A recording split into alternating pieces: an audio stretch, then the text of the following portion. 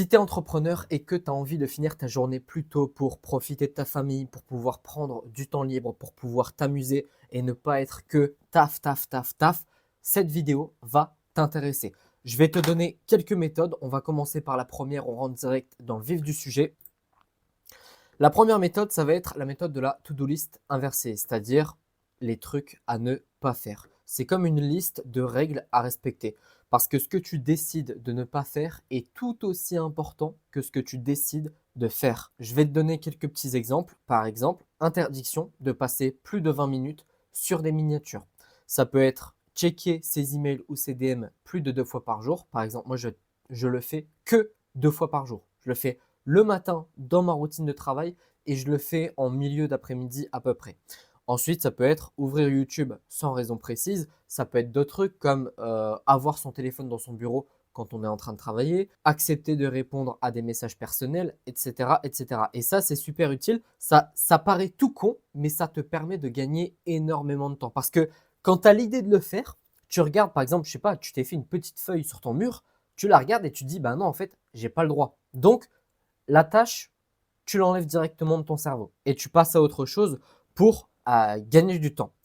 Ensuite, méthode numéro 2, regrouper les tâches similaires. Par exemple, la création de contenu. Quand tu te dis aujourd'hui, je vais créer mes contenus, tu fais que ça sur un bloc de 1 heure, 2 heures, 3 heures, 4 heures. Quand tu fais ta prospection, tu te dis voilà, de 10 h à 10 h 30, je fais ma prospection, je ne fais rien d'autre. Je ne réponds pas aux messages, je ne vais pas créer une miniature, je ne vais pas faire ceci, cela. Tu fais que de la prospection. Quand tu dois créer tes miniatures YouTube, pareil, quand tu fais je ne sais pas moi, par exemple, là, tout à l'heure, j'ai fait ma mind map pour te présenter cette petite vidéo.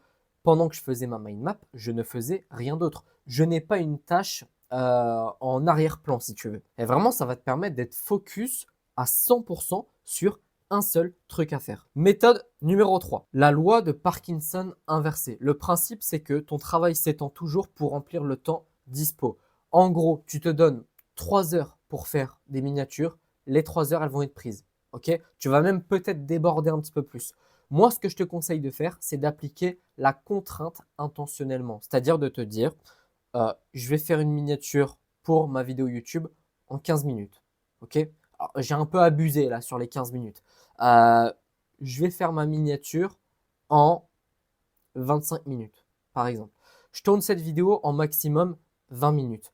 Le résultat, c'est que tu vas obtenir pas 100% de qualité, je suis d'accord avec toi, mais tu vas obtenir 80% de la qualité en seulement 20% du temps, ce qui est largement, mais alors largement suffisant pour progresser et avoir des résultats rapidement. J'ai jamais dit, ce que j'ai dit, la phrase que j'ai dit, c'est ce ne sera pas à 100% de qualité. Mais j'ai pas dit que ça n'aurait pas 100% de résultats. Très souvent, et je pense que tu l'as remarqué, et peut-être que ça t'énerve un petit peu, c'est qu'il y a des gens qui s'appliquent et qui s'impliquent beaucoup moins que toi dans leurs vidéos, dans leur travail, etc. et qui ont 10 fois plus de résultats que toi. Tu regardes, par exemple, la miniature YouTube, elle est éclatée. Et le mec, il fait 5 000, 10 000 vues sur sa vidéo. Et tu te demandes comment c'est possible. Mais en fait, c'est parce que quand tu passes, par exemple, 1 heure sur une miniature, tu es dans la suroptimisation. Tu es dans le est-ce que je mets une petite étoile là sur ma miniature? Est-ce que là, je ne me déplacerai pas de 0,3 mm? Tout ça, ça ne sert à rien. Ok, donc, nous, ce qu'on veut, c'est du fait, pas du parfait. Ok, vaut mieux sortir, je te donne un exemple, 2 vidéos YouTube à toutes les semaines, plutôt que de sortir une vidéo YouTube à 100% d'optimisation, et du coup les 2 vidéos elles sont à 80% d'optimisation, euh, parce que 2 vidéos ce sera toujours beaucoup plus efficace qu'une seule vidéo par semaine. Et en plus, ça va beaucoup moins t'épuiser. C'est-à-dire qu'à partir du moment où tu te dis, bon allez, là j'ai fait que de la suroptimisation pendant des mois et des mois, je suis épuisé, j'en ai marre, ça me fatigue. Maintenant, je fais simple, efficace. Je me mets des deadlines courtes par rapport à ce que j'ai à faire. Et ben, ça va te faire gagner du temps et de l'énergie et tu vas avoir plus de résultats. Ça peut paraître un petit peu bizarre de se dire je m'applique moins, mais j'aurai plus de résultats. Et pourtant, c'est la vérité. Passons à la dernière petite méthode qui est la numéro 4, pardon. Le principe des jours thématiques. C'est un petit peu relié au fait de regrouper ces tâches Sauf que là, je ne parle pas de regrouper genre sur 1 heure ou 30 minutes, je parle vraiment de regrouper sur un jour entier. L'objectif, c'est de se concentrer à 100% quasiment sur une seule tâche. Par exemple, moi le lundi, ça va être mes 7 contenus. Donc en ce moment, je fais du carrousel. Donc le lundi, je fais mes 7 carousels. Je ne prends pas d'élèves en appel, je ne prends pas de coaching offert. Enfin, je ne fais pas d'autres tâches, quoi. Je ne travaille pas sur une vidéo YouTube, sauf si j'ai fini ma mission du jour qui est de créer mes 7 contenus courts. Ok. Ensuite, le mardi ou le mercredi, mais là je t'ai mis pour l'exemple. Par exemple, là, je suis déjà bien en avance. On est mardi, je suis en train de tourner la vidéo, je vais la monter après, alors que normalement le montage pour moi, c'est le mercredi, etc., etc. Mais bon, là pour l'exemple, on ne va pas rentrer dans ces détails-là parce que ça va te perturber. Mais le lundi, tu te dis, voilà, je m'occupe d'Instagram, je fais mes 7 contenus short. Le mercredi, je fais mon tournage YouTube. Tu ne fais rien d'autre, sauf si tu as fini. Et le jeudi, tu passes au montage et publication YouTube. Ce qui est bien, c'est que vu que tu es assez efficace, là, c'est une to-do list basique avec une seule vidéo YouTube. Si le mercredi, tu as tourné et que tu as fait un truc hyper simple qui a pris, je sais pas, on va dire 1 heure, et que tu as 1 heure en plus, il est 16 heures et tu te dis, tiens, aujourd'hui, j'avais prévu de finir à 17 heures, ce qui est le contraire de ce que j'ai dans le titre où je dis finir à midi, mais t'es pas un teubé, tu as compris ce que je voulais dire par là. Bah, tu as 1 heure de rab. Et donc, ce que tu peux faire, c'est commencer ton montage, ok, et même, pourquoi pas, programmer ta publication. Et en fait, le jeudi, bah, tu peux recommencer un nouveau tournage.